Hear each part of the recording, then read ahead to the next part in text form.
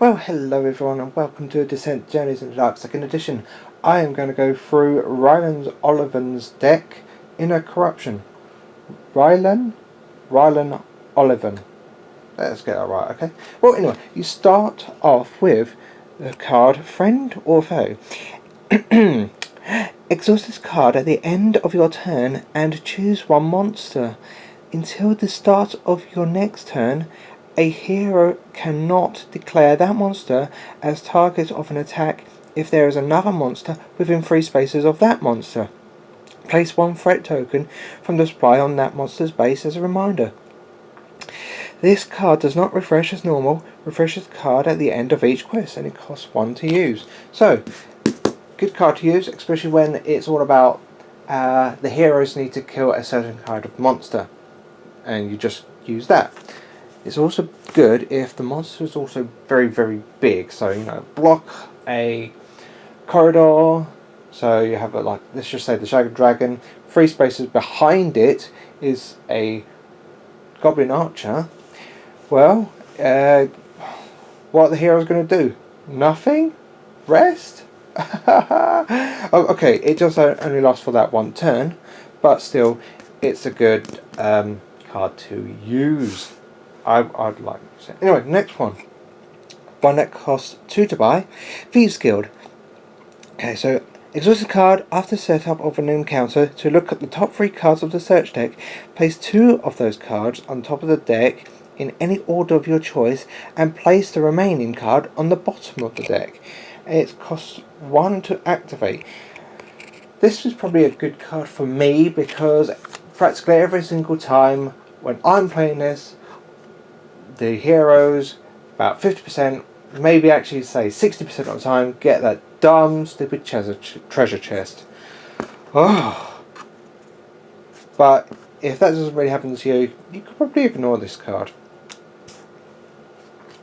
Next one, 2 to buy, which is called Merchant's Guild. Exhaust the card during the shopping phase of the campaign phase after revealing the shop item cards, yes, and discard 1 threat token to choose 1 shop item card.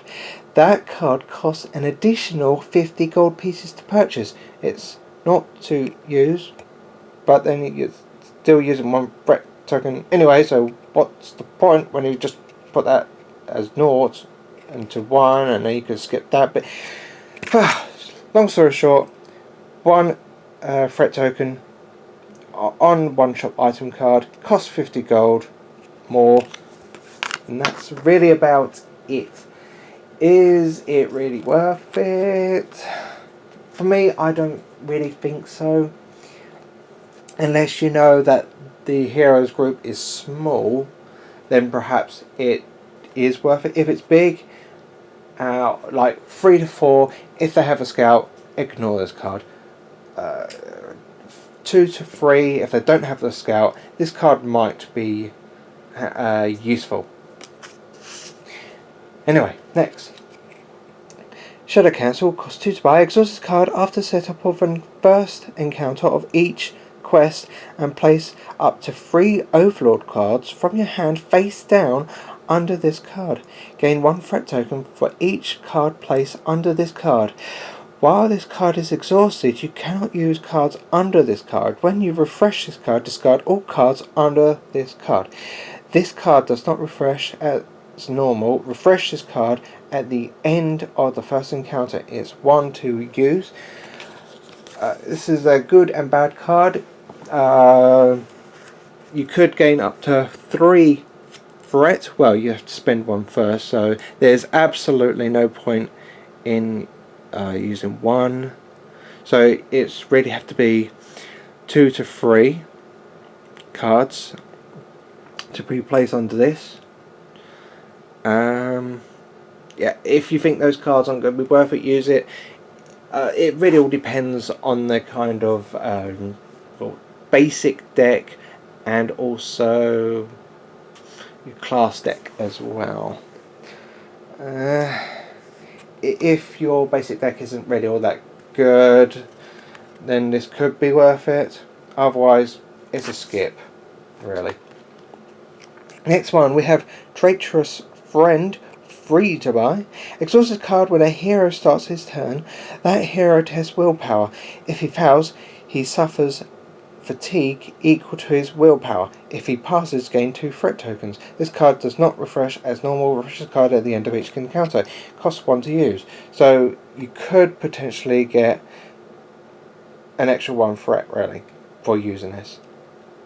I mean, this is our one-time use kind of thing of each encounter. I mean, it could be good. It's not that bad when you have something like the Befuddle, which is in Basic 2, to make that hero re-roll their willpower. Otherwise, it's not that great. I mean, it could be worth it. All depends on their stamina and their willpower. Otherwise, you could probably just skip that one. Right, here's another one called False Informant. Free to buy. Okay, so exhaust the card at the end of the travel step of the campaign phase. The heroes choose one hero to test awareness. If he fails, the heroes return to the location in which they started this travel step, and performs a second travel step. It's not to use. I think this is a brilliant card to use, yet again, with Befuddle. If the heroes do not have, like, say, a scout or someone with a good awareness, it's definitely a must. I would always use this card, but I would also want to make sure that the heroes don't have a really high awareness. Otherwise, it's not going to be used.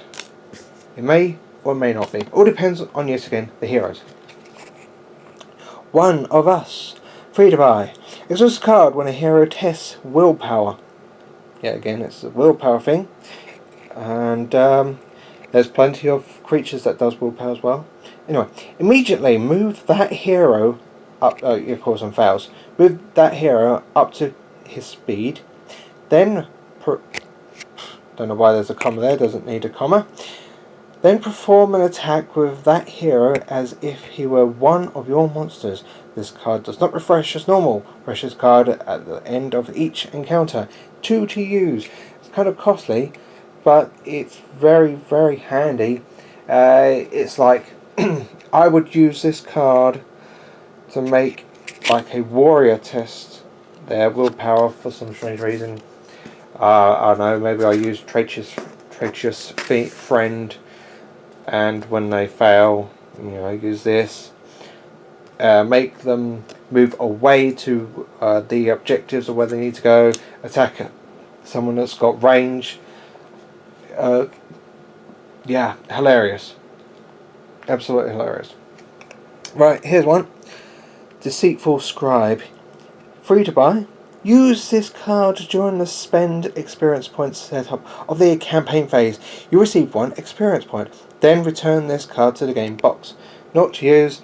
Free to buy. Use it. Get 1 experience point. Use it towards your class deck, or even spend universal cards.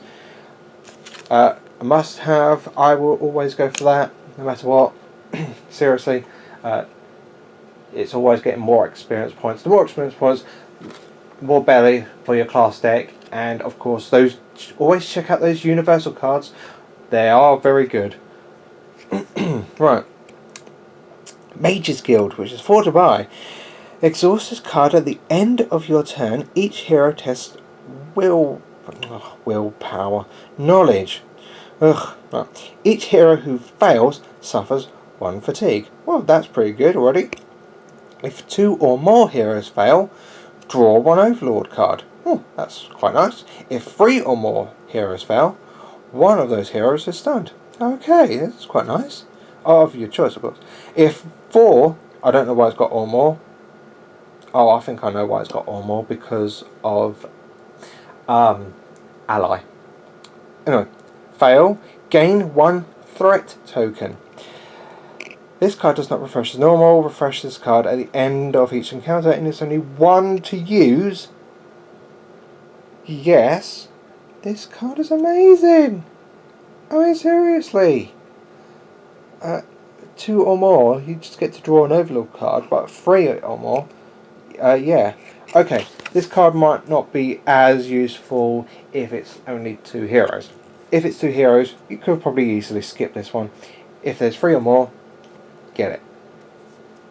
No, really, go and get it. It's right over there. Go and get it. Anyway.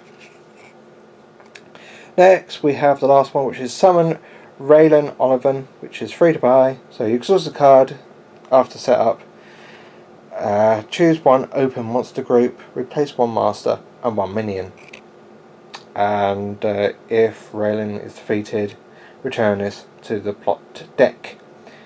You can't use this card in the Shadow of Miracle campaign. 2 to use. Right, so Rylan Olliven, this is his Act 1 version.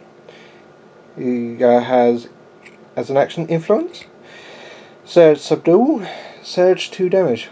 It's kind of slow, free movement, 8, 10, 12, grey, grey, black. Range, blue, yellow. Right, so the Influence is choose 1 figure adjacent to Rylan Olliven. That figure immediately performs 1 action of the controlling player's choice. Limit once per round. And Subdual for Surge. If this attack deals at least 1 damage, choose 1 condition. The target suffers the chosen condition. That is really cool. I like that where you get to choose a condition. And Influence is actually really good as well. I like it. I really do. His Act 2-1 gets precise with 12, 14, 17, black, double grey, blue, yellow, yellow for his attack. So, precise is adjacent figures do not block line of sight. That's it. Nice. And here is the figure himself. He doesn't look too impressive at all. He looks kind of meh. But then, if you have played Shadow of Miracle or actually read about it, this guy is supposed to look like this because he's supposed to be like, yeah, I'm working with you. Trust me, yeah. I got your back. Anyway, that's him. What do I think of his plot deck? I think there's quite a few of them.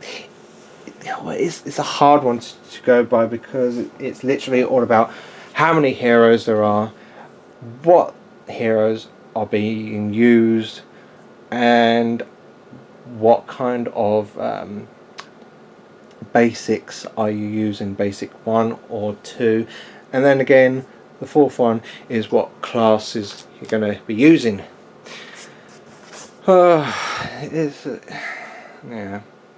It's a so-so. I do like a few of those cards, and some of those cards, even though that it can be not worth it, could be worth it. It's a tough one, but anyway, it's a half-half. Get him, don't get him. The choice is yours. Well, anyway, thank you very much. Until next time, bye.